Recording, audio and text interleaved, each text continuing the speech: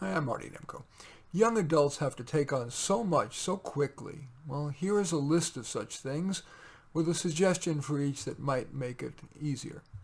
First, retaining motivation regarding work and recreation while you're away from parents' watchful eye. That can be hard, even very hard. Well, my best suggestion is to ever ask yourself, what would the wise one within me do? And when you're sad or under the influence, summoning that wise one can be particularly important and, particularly difficult. Now, regarding managing any physical or mental health issues on your own. Your parent may well have insisted you see your health practitioner or take your medication. Well, now it's on you. Would the wise one within you ritualize that? For example, schedule regular Zooms with your counselor, or that you'll take your medication right before breakfast, if that's when it's supposed to be taken. Now about individuating without unreasonably rejecting your parents' advice. For time immemorial, young adults have tended to dismiss advice from parents. They just don't understand. And sometimes you're right. But think of yourself as the Don, the big boss in The Godfather. Even he had consigliere, counselors, advisors. And sometimes he took their advice, and other times he rejected it. But he did so on the merits. And you could do worse than to be like the Don with regard to your parents. Regarding choosing a career direction. That can be less complicated than is often thought.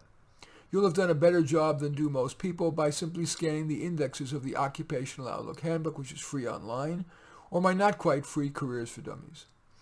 Each of them profiles more than 300 careers. Read a few of the profiles that intrigue you, and for any that remain interesting, check out the additional resources at the end of each profile. Now about taking steps in preparation for your career.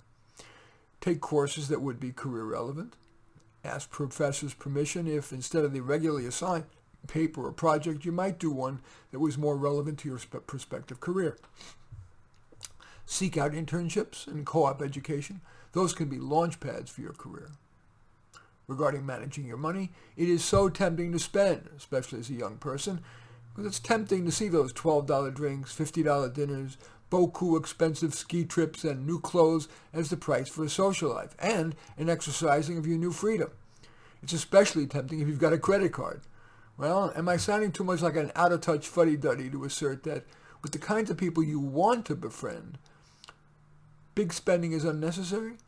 Discerning people will just as welcome a walk, an on-campus low-cost concert, and going out for ice cream. They'd think that's just fine.